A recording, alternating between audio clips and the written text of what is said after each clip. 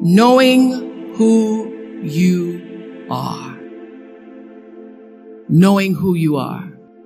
Being able to answer this question, who am I? And what do I want? You know, many times when I go out of the country, I am baffled by that question. To explain what is your occupation. I've stood there for 10 minutes. Well, am I a talk show host? Well, I'm more than a talk show host. Am I a businesswoman? I'm a businesswoman. I'm more than a businesswoman. Am I an entrepreneur? I'm more than an entrepreneur. So I just leave it blank or self-employed. So I'm not asking for the roles that you play as daughters. I'm not asking that question. What are the roles that you play as a daughter, as a friend, as a sister? You're going to be a lawyer. You're going to teach. You're going to be a pharmacist. I'm asking the bigger question of who am I? Who am I really? My answer is I am God's child. I am that which is born of all that is. I am, as Pierre de Chardin said, a spiritual being having a human experience. Come trailing the breath of the ancestors yet, but trailing the breath of the angels. And understanding that because I am connected to the source of all that is possible for me. That's who I am. And what do I want? I don't want to just be successful in the world. I don't want to just make a mark or have a legacy.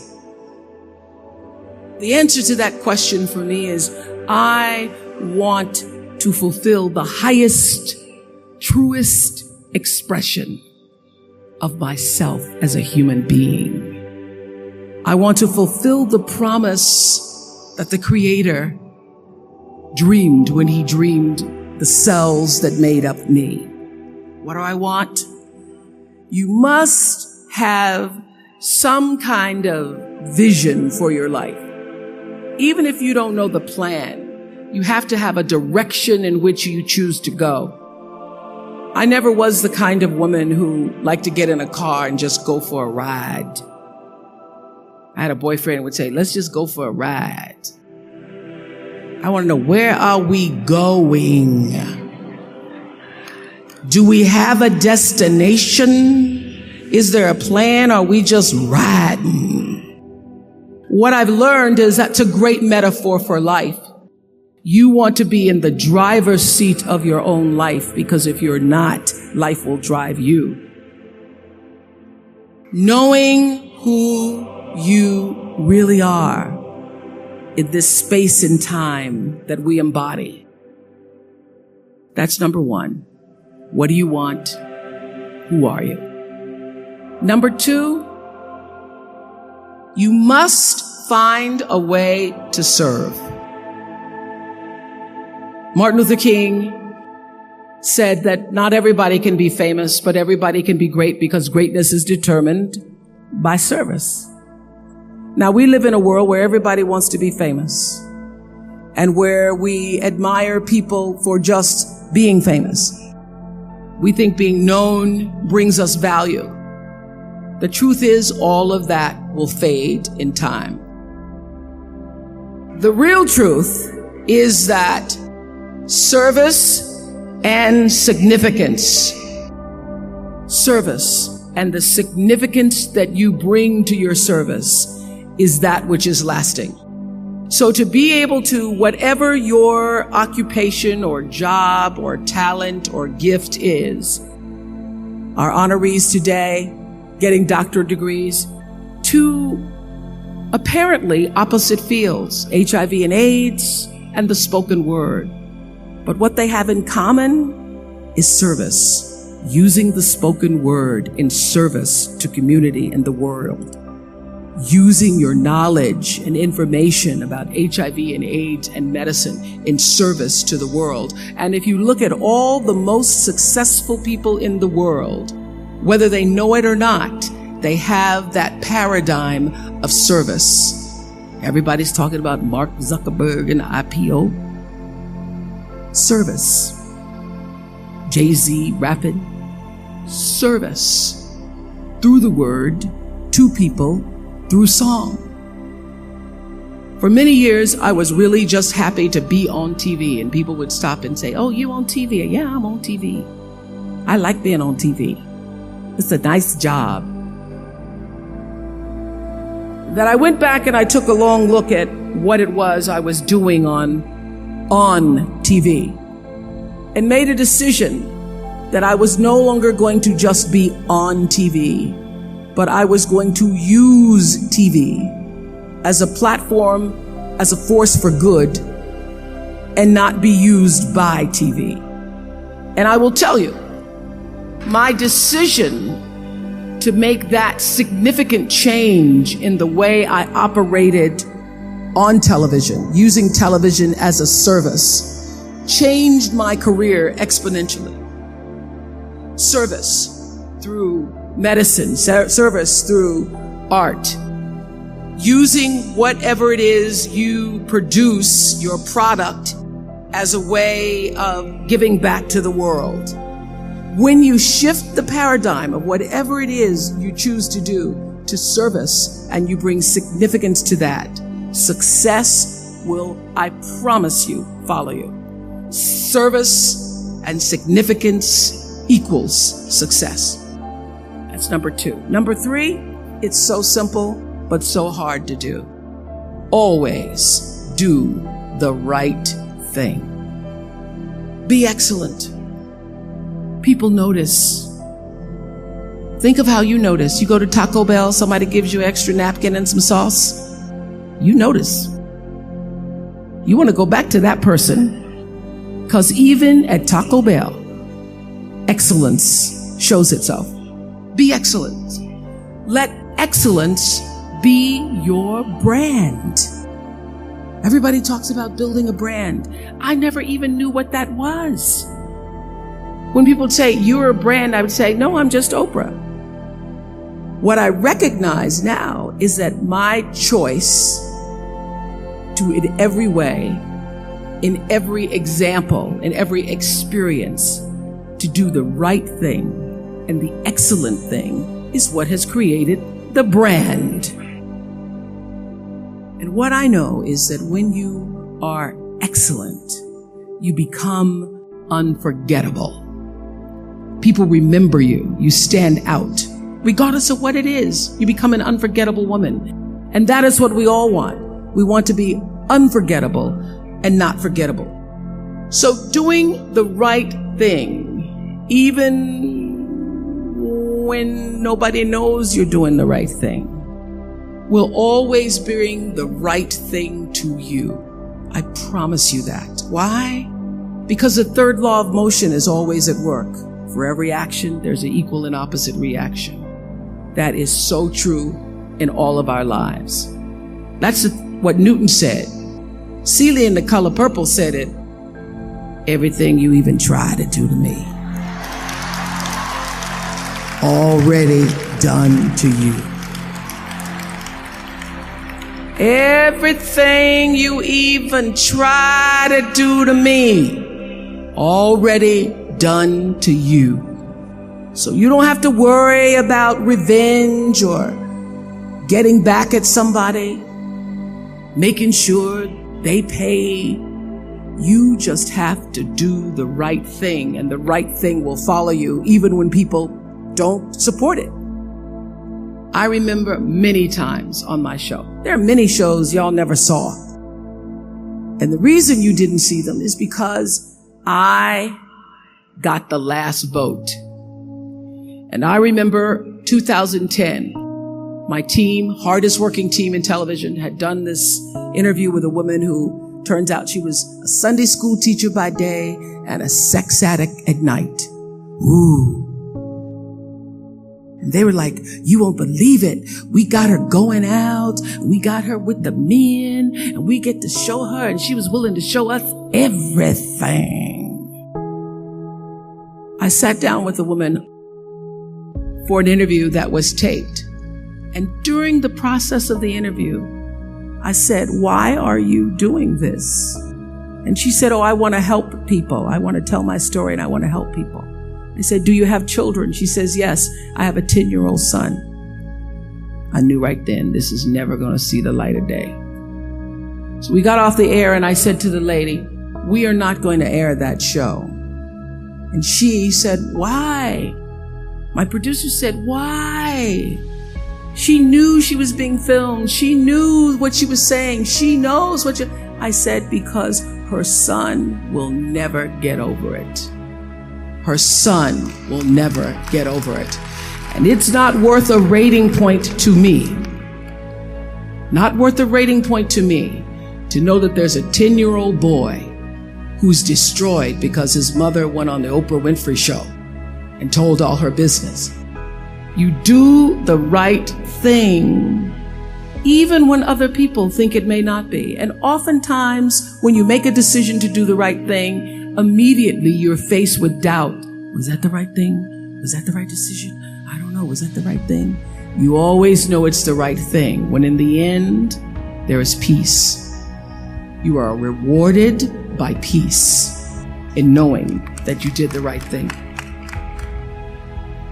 The most important thing I have come to know in doing the right thing and making the right choices is understanding what we talked about yesterday. All of you leaving here have the potential for enormous success. There's a price that comes with that. People don't always like you, and they're not always happy for you. And if you surround yourself with people who are not accustomed to your success, they become fearful. They become scared because you are reflecting back something to them that they don't recognize. Now, they're not going to say, you know, I'm very fearful, because you're reflecting back to me something I don't recognize. They're going to say, you know what they're going to say? They're going to say, who she thinks she is. Who she thinks she is. That only happens when you are around people who do not mean and want and aspire to the best for you. People who want the best for you want you to be your best. So my greatest advice to you is to surround yourself with people who are going to fill your cup until your cup runneth over. So when people say you're so full of yourself, you can say, yeah. Yes, I'm full. I'm so full, my cup runneth over. And to know that once your cup runneth over, you cannot spend your life with your gallon-size offerings, offering them to pint-sized people. You have got to surround yourself with gallon-sized people who can hang in the same company with you, so that you're not offering your gallons to those little pints out there who can't hold it anyway. Choice to Change the World. I love that song. I love hearing you all sing that song. And what I know for sure is that the biggest choices begin and end with you, your internal big questions. Who do I want to be in the world? My relationship to source energy, to all that is God. I'm not talking about what you believe in God. I'm talking about your experience of that which is all life, which is divine and universal. I'm talking about the big deal.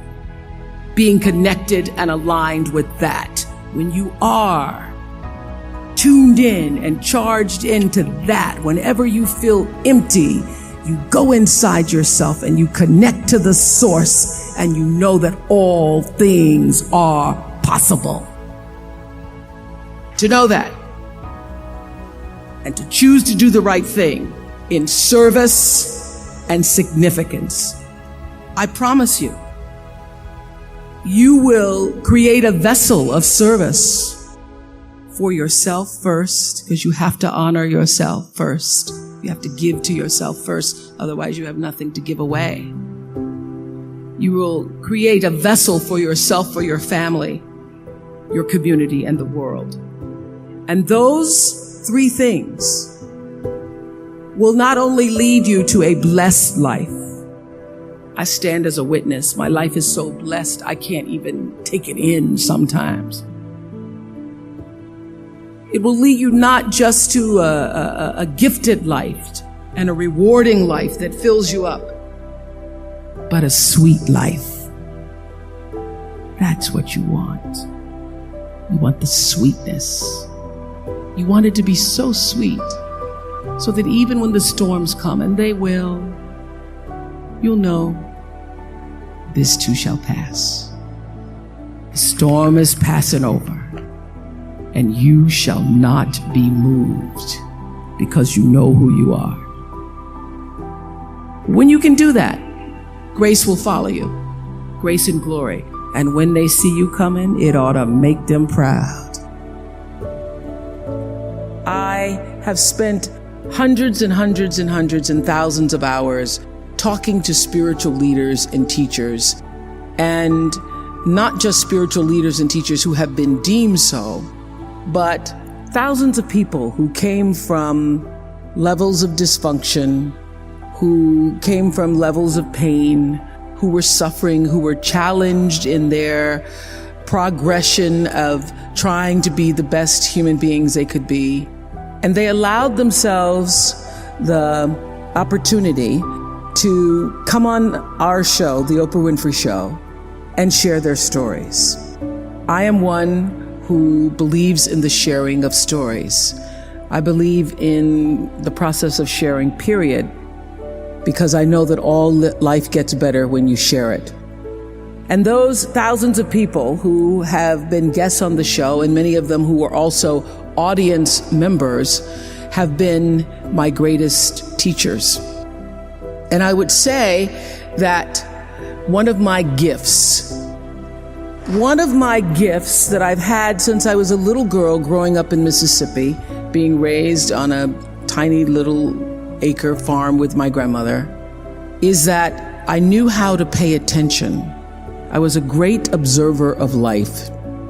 And I grew up believing that I was indeed for sure God's child.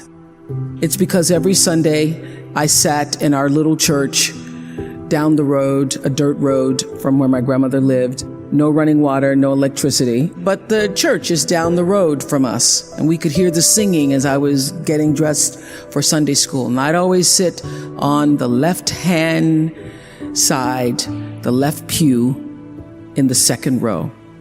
And I would listen to the preacher preach about the Lord thy God is a loving God, and sometimes he would say the Lord thy God is a jealous God.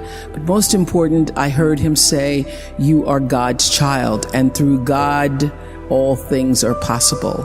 And I literally took him at his word, so that by the time I was had to leave my grandmother because she became ill, and I was sent to live in Milwaukee with my mother, who had two other children, I got beat up on the playground because when people would ask me, who is your daddy? I would say, Jesus is my daddy. Sometimes he's my brother. And God is my father. But what I now know and have learned, that my view of God, although I call that God in a box and all that, although that has, my vision of God has expanded to be inclusive of all things, all. God is all, God is law, God is all, in all things. Not just the guy sitting up with the beard. And now that view of God has expanded, I still understand how important it was for a little colored girl. We weren't even black yet, not to mention African American. You know what I mean, Harry? A little colored girl in Mississippi for whom there was no vision of hope or possibility. My grandmother's greatest desire for me, as she had been a maid and her mother before her had been a maid, her greatest desire was that I would grow up one day and be able to do the same. And she wished for me that I would be able to, she used to say, I hope you get some good white folks when you grow up. I hope you get good white folks who treat you good. So my grandmother would have no idea of the life that I now lead with good white folks who are working for me. She just wouldn't get it. She wouldn't get it. She wouldn't get it, but somehow I think she must know, and she's up around in the spirit realm saying, Lord have mercy, I didn't see it. But I now know that having that belief system, that something greater than me was in charge of my destiny, of my fate, that it wasn't just me alone having to survive for myself, is the thing, is the value, is the rock that has sustained me. So my vision, my perception, my understanding of what it means to be a universal citizen has grown as I came to understand Acts 17:28, my favorite Bible verse that says, in God I move and breathe and have my being. So my every attempt in life has been, since I was a little girl, to be in that space that I call God, to literally live in the breath that is God, to live in the breath and allow the breath to breathe me as God. And that is the reason I see I have been able to manage fame, handle the success, grow in grace, grow in the wisdom and glory that is offered by that space that I know to be God. Because in God, I live and breathe, I move and breathe, and I have my being. And everything that I do and all that I am comes up and out from the center of that space, even when I didn't know what to call it. So I have paid attention to my life because I understand that my life, just like your life, is always speaking to you, where you are, in the language, with the people, with the circumstances and experiences that you can understand and interpret if you are willing to see that always life, God, is speaking to you. Now, it took me a while to actually really get this and to understand it, but once I did, I started paying attention to everything. And one of the reasons why I can now accept the fact that I can offer my gatherings of information and wisdom and call myself a spiritual teacher is that every single person who ever came on my show, and I hear there's like 37,000 guests I've talked to, a lot of them came from dysfunction and a lot of them wouldn't appear to be teachers, but every one of them had something to say that was meaningful and valuable and that I could use to grow myself into the best of myself, which is what all of our jobs are.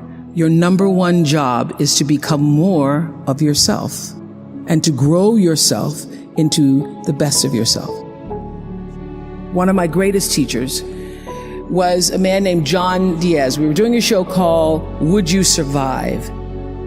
And on Tuesday, October 31st in 2000, Singapore Airlines Flight 006, a Boeing 747 from Taipei to Los Angeles, took off with 179 souls aboard. 4 crew and 79 passengers perished in that flight, a total of 83 fatalities. There was a typhoon rolling through at the time, and the plane went down the wrong runway. Now, what's interesting, John Diaz was on that plane, and he had several indications, which I'll talk about later, whispers, that he shouldn't have gotten on the plane. But he did anyway.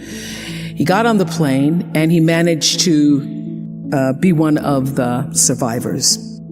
And on the Oprah Show, I was asking him, what do you think it was that you were one of the survivors? And I said, do you think it was your position on the plane? Because he was in first class and he was sitting on the right next to an exit door. And he said, yes, I think it might have been the position of the plane. And also my quick thinking, he says, and the fact that I didn't stop moving. So I said, you don't believe, you're not a religious man? You don't believe that there was some kind of divine intervention going on there? He goes, no, I'm not a religious person. I do not believe that it was anything divine. I don't believe that. I did see, he said, as I got knocked back into the plane, that it looked like Dante's Inferno, with people strapped into their seats and just burning.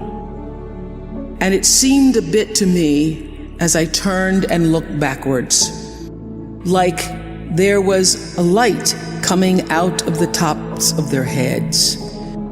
I guess you could call it an aura, was leaving their bodies. And some lights were brighter than others. It changed, he said, it changed me. It gave me a new kind of spirituality, in a sense, that I now believe somehow, I don't know how, but life continues on somehow through that light. And I thought, I'm not a religious man, but I thought the brightness and dimness of the auras were how one lives one's life, so to speak.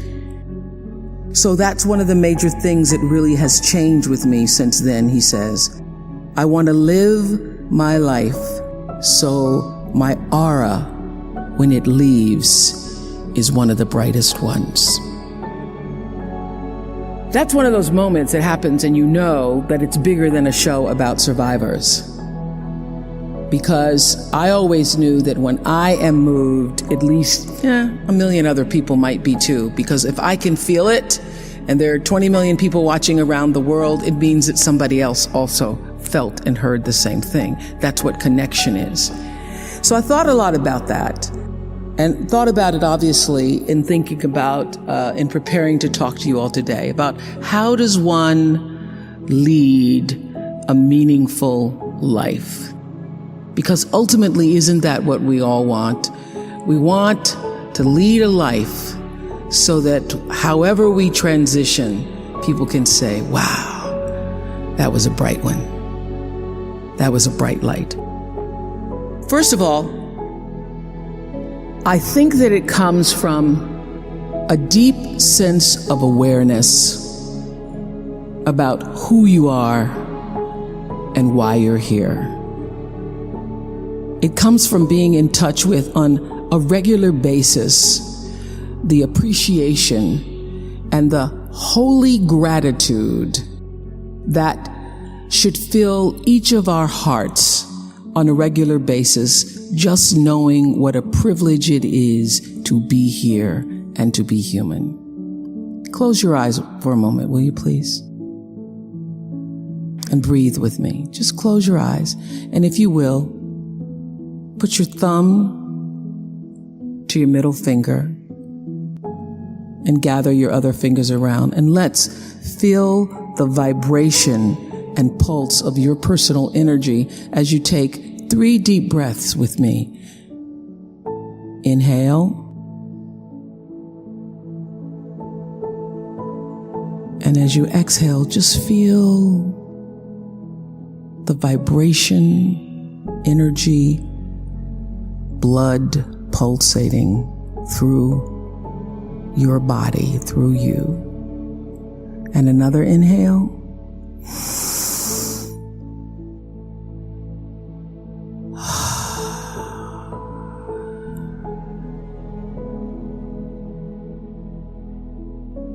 And another inhale.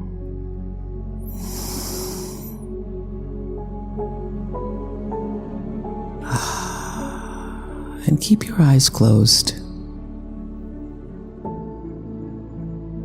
And let's just think about this day. This day that you have been graced to breathe in and out thousands of times. This day where many of those breaths were taken for granted. You just expected the next one to come. But the truth is, there's no guarantee that the next one comes. This day, how you started your day, what your thoughts were this morning, how you've carried yourself through this day, how you've been allowed to have encounters and experiences, some challenging, some more life-enhancing, that pushed you forward another day of being here on the planet Earth as a human being. Let's just think about that. After all you've been through, in this day alone, and the many days and years past,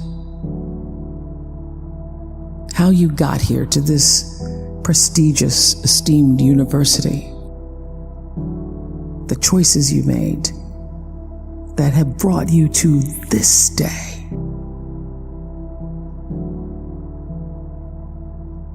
Open your heart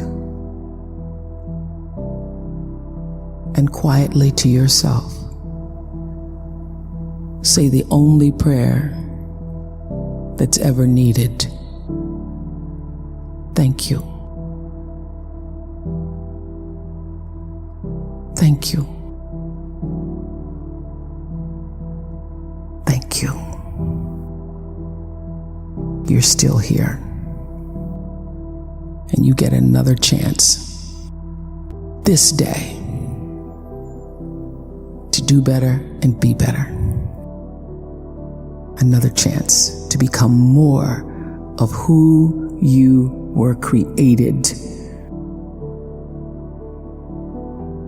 and what you were created to fulfill. Thank you. Amen. Open your eyes. That's how it starts. That is the foundation for meaning and purpose in your life, is to bring yourself back to your breath.